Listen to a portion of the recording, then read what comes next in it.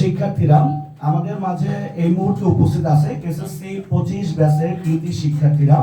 3 জন স্টুডেন্টই আমাদের বরিশাল সরকারি বালিকা উচ্চ বিদ্যালয়ের কৃতি শিক্ষার্থী এবং 2025 এসএসসি ব্যাচে কৃতিত্বের সাথে তারা সমাপ্ত করেছে। তো তাদের কাছ থেকে আমরা তাদের পথ চলার গল্প সম্পর্কে কিছুটা জানার চেষ্টা করব।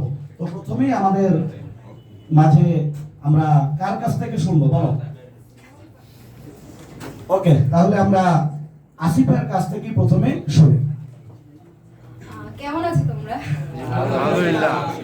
কি বলবো, আমি তো 9 এর ফার্স্ট থেকে স্যারের এখানে ছিলাম না, কি বলবো, কেউ শুরু করবো। ফার্স্টে দেখতে আমি সায়েন্সের সাবজেক্ট ওরকম ভালো ছিলাম না, বাট 9 এ ওরকম ভালো করি নাই। বাট 10 এ এসেছি এখানে, তারপর 10 এ আসার পরে প্রি টেস্টেও ভালো করছিলাম, তারপর টেস্টেও ভালো করছি। বিশেষ করে স্যারের ফিজিক্সের দিক থেকে আমি অনেক হেল্প পাইছি অনেক। তারপর ভালো করছি, তারপর ভালো মার্কসই পাইছি। কি বলবো, স্যার বিশেষ করে স্যারের শিটগুলা, যে ফিজিক্স কেমিস্ট্রি শিট আছে, সেগুলোতে অনেক হেল্প করছে। স্যারের ম্যাথগুলো এরকম হয়েছে যে আমরা টেস্ট পরীক্ষায় এই সব ম্যাথ যা ছিল ওরকমই ম্যাথ পাইছি আমরা। প্রায় 3টা সিরিয়াসলি স্যারের এখান থেকে পাইছি, ওইখান থেকে ভালো মার্কস পাইছি। তারপর হচ্ছে এসএসসিতে আমরা ভালো মার্কস পাইছি। এইটাই, আর ভালো মতো পড়াশোনা করতে হবে, সায়েন্স সাবজেক্টগুলো বেশি ঈদের মনোযোগ দিতে হবে, কারণ সায়েন্স অনেক ভালো মার্কস পাওয়া লাগে যদি ঢাকার মনোযোগটা পড়তে পেরে। ওকে, একটা হাততালি।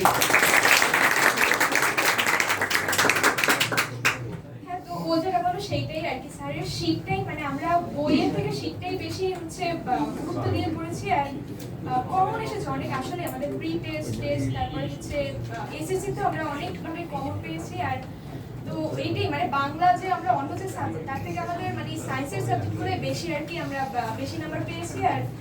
আর সত্যি আমরা কৃতজ্ঞ স্যারের কাছে যে এরকম আমাদের স্যার এভাবে আমাদের পরীক্ষা নিয়েছেন, অনেকভাবে সাহায্য করেছেন। তো অবশ্যই আমরা স্যারের কাছে গর্বিত আমরা যে আজকে এরকম একটা রেজাল্টের সাথে স্যারের কাছে এখানে আসতে পেরেছি। আর এরকম তো এটাই তোমার আমাদের যে জুনিয়র যারা তাদের কাছে এটাই যে স্যারের যারা শীতটা সেটা গুরুত্বের সাথে পড়বা। আর হচ্ছে ওইটাই শীতটা পড়া হচ্ছে, স্যার যে এক্সাম নেয় সেই এক্সামগুলো হচ্ছে ভালোভাবে দেওয়া বা ভালোভাবে করা, ওইটা গুরুত্ব দেওয়া। আর তো নিজের প্রতি কনফিডেন্ট থাকা, তাহলেই আর কি, তাহলেই একটা ভালো রেজাল্ট পাওয়া যাবে। সে ভয়ের কিছু এটি তো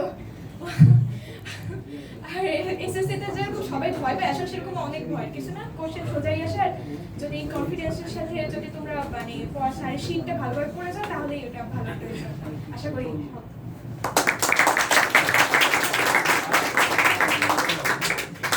আমি ক্লাস 8 থেকে এখানে পড়ি স্যারের কাছে। এই থেকেই আমাদের কনফিডেন্স ছিল যে আমি ফিজিক্স কেমিস্ট্রি বায়োলজি এগুলোই ভালো নাম্বার পাবো।